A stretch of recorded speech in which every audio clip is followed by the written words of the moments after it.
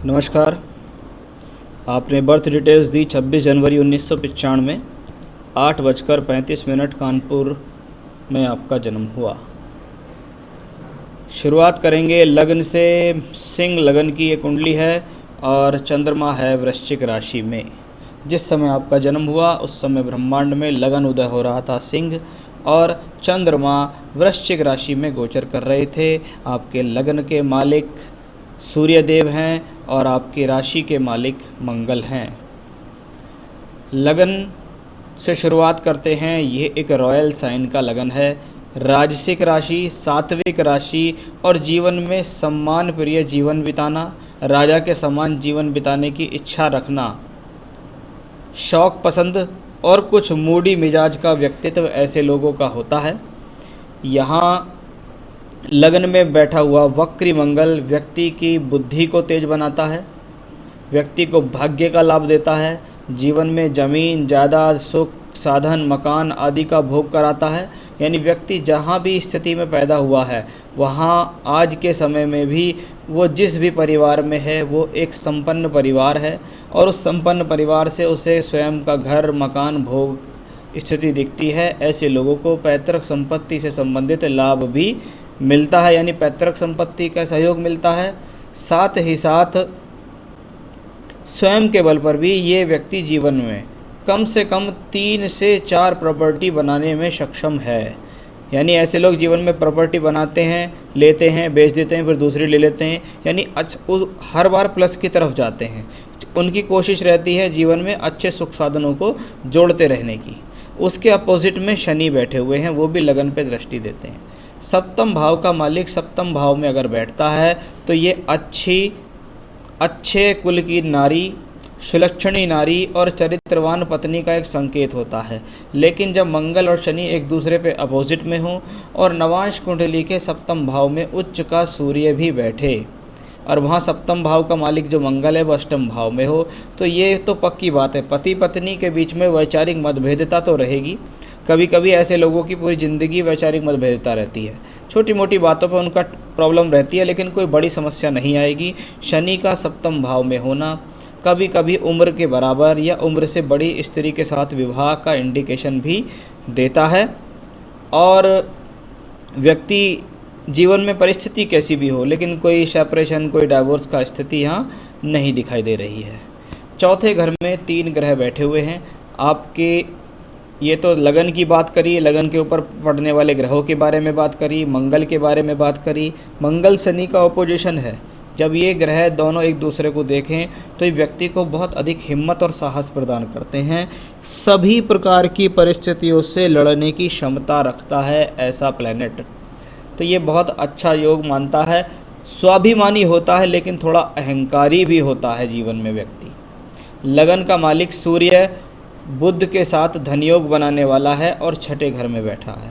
यानी लग्नेश का छठे घर में जाना, शत्रु की राशि शनि में स्थित होना जीवन में स्ट्रगल देता है, संघर्ष के साथ जीवन का उदय देता है, और थोड़ा सा ये हेल्थ के लिए भी ज़्यादा अच्छा नहीं माना जाता है। ये स्थिति व्यक्ति के इम्यून सिस्टम को कमज़ोर करती है। साथ में बुध हैं, पैसे के लिए स्थिति ठीक है, लेकिन दोनों यानी सम्मान प्राप्ति के लिए पैसा प्राप्ति के लिए व्यक्ति को अन्य स्थानों पर जाना, दूर स्थानों पर जाना, यात्राएं करना, दूर के लोगों से जुड़ना आदि भी देखा गया है। वो स्थिति यहाँ बनती है। धनयोग बनता है लेकिन छठे घर में बनता है, इसलिए छठे घर में धनयोग बने तो वो धनयोग आपको थोड़ा सा परिश्रम से प्राप्त होगा। चौथे घर में 3 शुभ ग्रह होना बहुत सुंदर योग है।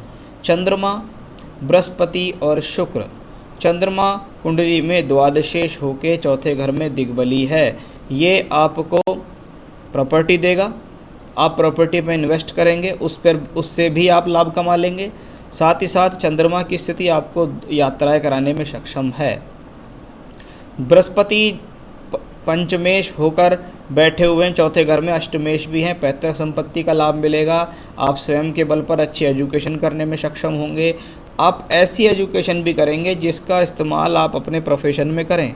यानी कह सकते हैं व्यक्ति अपने जीवन में अपने द्वारा की गई शिक्षा का प्रयोग अपनी एजुकेशन में करता है। यानी एक प्रोफेशनल क्वालिफिकेशन कर ली या पढ़ाई करके आप कुछ बन गए जीवन में, वो संयोग भी शुक्र ने बृहस्पति के साथ बैठकर दर्शाया। जब 3 शुभ ग्रह बैठकर आपके कर्म भाव को देखें तो ये प्रोफेशनल लाइफ के लिए एक अच्छा संकेत होता है। तो वो स्थिति भी यहाँ दिखाई दे गई है। राहु केतु एक्सिस जब 9वें घर पे और तीसरे घर पे हो तो ये अपनी दशा भुक्ति में छोटी यात्रा, बड़ी यात्रा, धार्मिक यात्रा कराते हैं।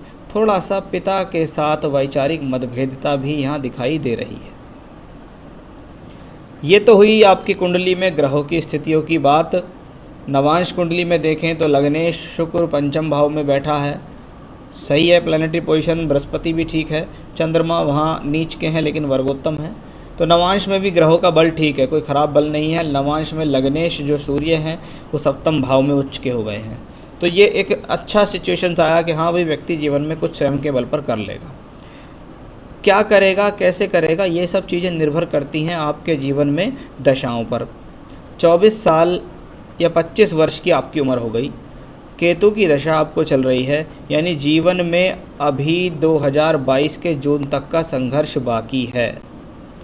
यानी इस व्यक्ति के जीवन में अभी जो संघर्ष है वो जून 22 तक का संघर्ष है, केतु की दशा तक। केतु नवम भाव में बैठा है, शनि से दृष्ट है, मंगल की राशि में है, पिता से मतभेद करा सकता है। पिता की हेल्थ को भी थोड़ी बहुत प्रॉब्लम दे सकता है, लेकिन मंगल की राशि में, मंगल लगन में आपके हाव भाव के लिए ठीक है, शरीर के लिए भी कोई प्रॉब्लम की बात नहीं है और आपको यहाँ भाग्य का लाभ भी मिलेगा।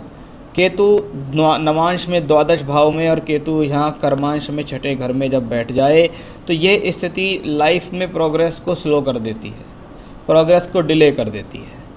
आपने एक सवाल मुझसे पूछा सरकारी नौकरी से संबंधित। देखिए मैं तो कह दूंगा कि हाँ इस कुंडली में सरकारी नौकरी का योग है, यानी ये व्यक्ति अपने जीवन में अगर गवर्नमेंट जॉब की तैयारी करता है, लगातार करता है, तो उसको गवर्नमेंट जॉब से संबंधित जो सफलताएं हैं वो जून 22 से लेकर अक्टूबर 25 के बीच मिलेंगी। यानी ये एक श्योरिटी है कि अगर आप सरकारी नौकरी की तैयारी लगातार करेंगे तो जून 22 से लेकर अक्टूबर 25 के बीच आपके पास जीवन में अच्छी सरकारी नौकरी की अपॉर्चुनिटी होंगी।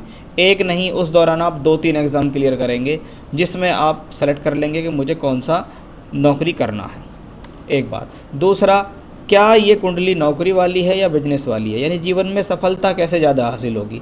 जहाँ तक मुझको लगता है सरकारी नौकरी में भी ईश्वर की कृपा से व्यक्ति को मान सम्मान मिलता है, पैसा भी मिलता है, लेकिन बिजनेस के मामले में उसकी तुलना करोगे तो वो कुछ भी नहीं है, क्योंकि बिजनेसमैन 10 लाख भी कमा सकता है, 50 लाख भी कमा सकता है, लेकिन सरकारी नौकरी वाला आज के समय में कितनी भी बड़ी पोस्ट पर पहुँच जाए, कहीं IAS PCS बहुत बड़ी पोस्ट पर ला के सेलेक्ट होगा तो 2-3 लाख रुपए महीना की उसकी तनख्वाह होगी, जबकि ऐसे योग इसमें नहीं है।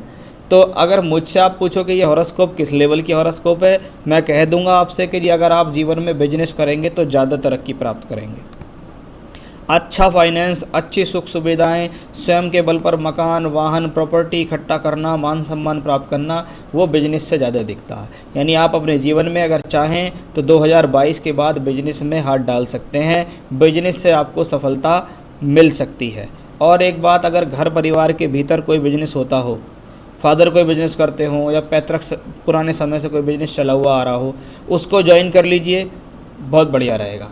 नहीं तो जीवन में जहाँ शुक्र इस कुंडली में बिजनेस कराने वाला प्लैनेट है, यानी कर्म कराने वाला प्लैनेट है, वो मंगल की राशि में बैठा हुआ है, दशम भाव को वापस देखता है।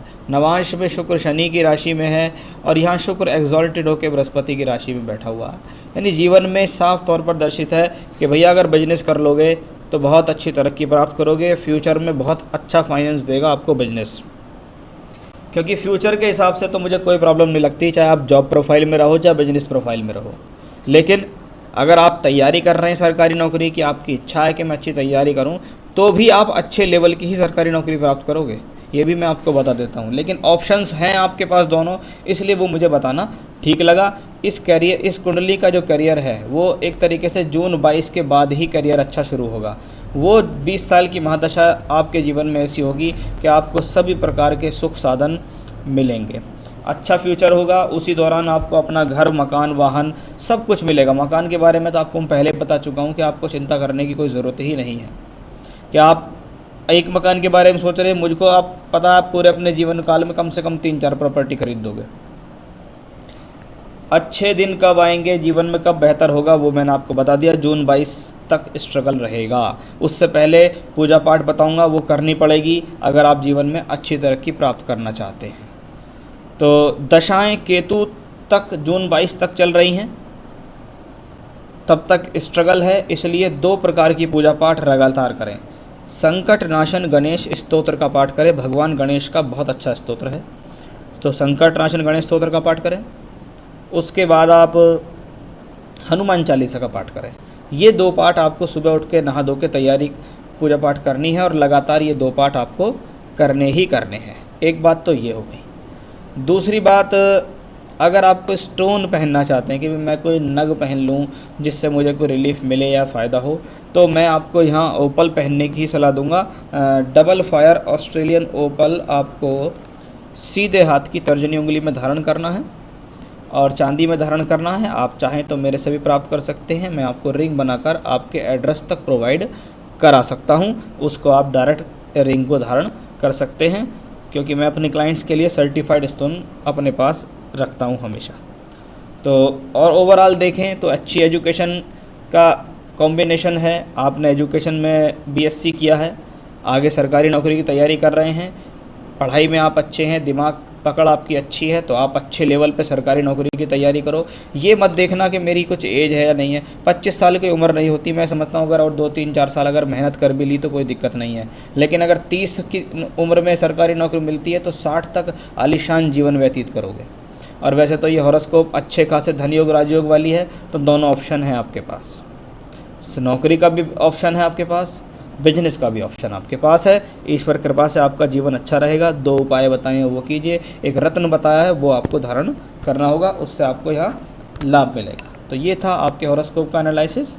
नमस्कार।